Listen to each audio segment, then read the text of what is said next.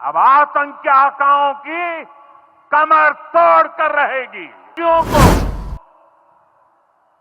और इस हमले की साजिश रचने वालों को उनकी कल्पना से भी बड़ी सजा मिलेगी, सजा मिलकर के रहेगी। अब आतंकियों की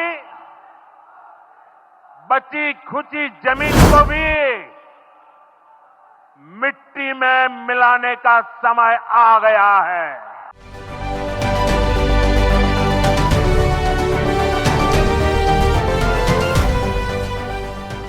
प्रधानमंत्री नरेंद्र मोदी ने आज बिहार को करोड़ों की सौगात दी।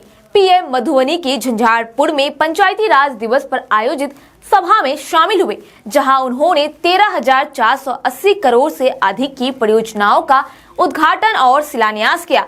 प्रधानमंत्री नरेंद्र मोदी ने देश भर में रेल संपर्क को बढ़ावा देने के लिए मिथिला वासियों को 4 नई ट्रेनों की सौगात दी है।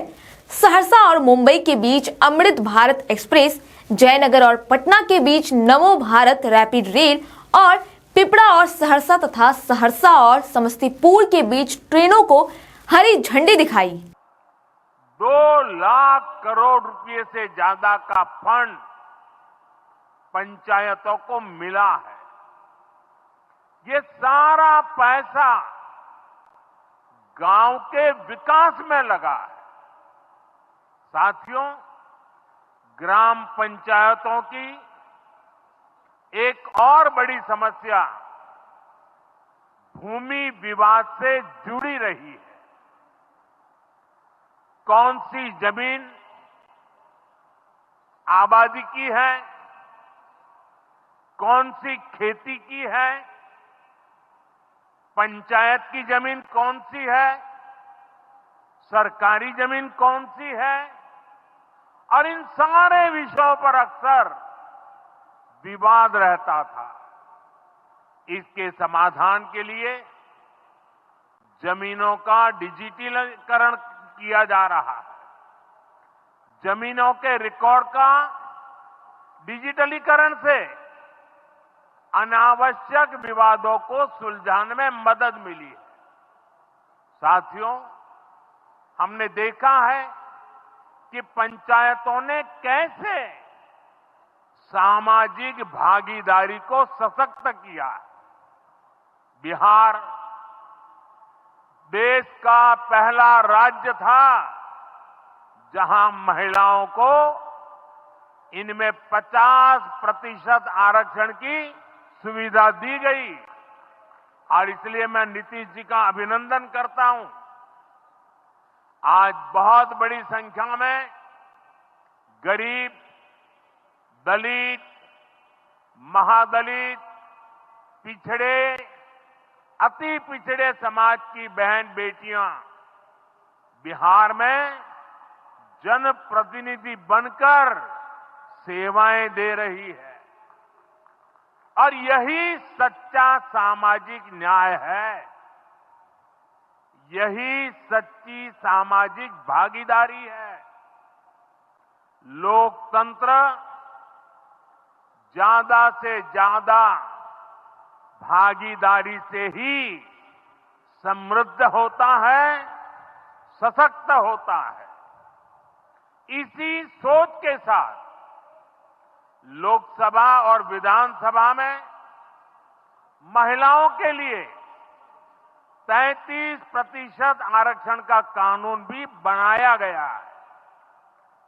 इसका लाभ देश के हर राज्य की महिलाओं को होगा। हमारी बहन बेटियों को ज्यादा प्रतिनिधित्व मिलेगा। साथियों, देश में महिलाओं की आय बढ़ाने के लिए रोजगार, स्वरोजगार के नए अवसर बनाने के लिए सरकार मिशन मोड में काम कर रही है। बिहार में चल रहे जीविका दीदी इस कार्यक्रम से अनेक बहनों का जीवन बदला है। आज ही यहां बिहार की बहनों के स्वयं सहायता समूहों को करीब 1000 करोड़ रुपए की मदद दी गई है। इससे बहनों के आर्थिक सशक्तिकरण को और बल मिलेगा। वहीं जम्मू कश्मीर के पहलगाम में हुए आतंकवादी हमले पर पीएम ने आतंकियों को सख्त चेतावनी दी। आतंकियों पर अपने अंदाज में बरसते हुए पीएम मोदी ने कहा कि आतंकियों को मिट्टी में मिलाने का समय आ गया है। इन आतंकियों को कल्पना से भी बड़ी सजा मिलेगी। 22 अप्रैल को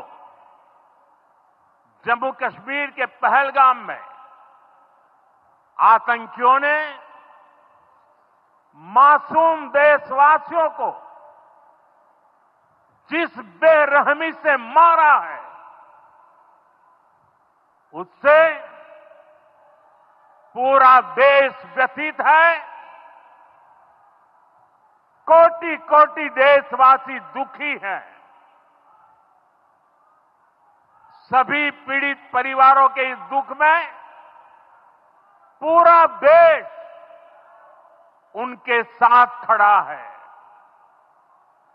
जिन परिवारजनों का अभी इलाज चल रहा है, वे जल्द स्वस्थ हो, इसके लिए भी सरकार हर प्रयास कर रही है। साथियों, इस आतंकी हमले में किसी ने अपना बेटा खोया, किसी ने अपना भाई खोया, किसी ने अपना जीवन साथी खोया है। उनमें से कोई बांग्ला बोलता था, कोई कन्नड़ा बोलता था, कोई मराठी था, कोई ओडिया था, कोई गुजराती था, कोई यहां बिहार का लाल था।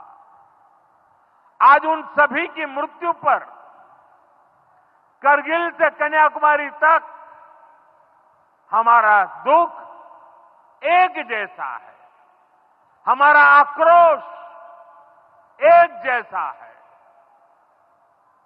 ये हमला सिर्फ निहत्थे पर्यटकों पर नहीं हुआ है।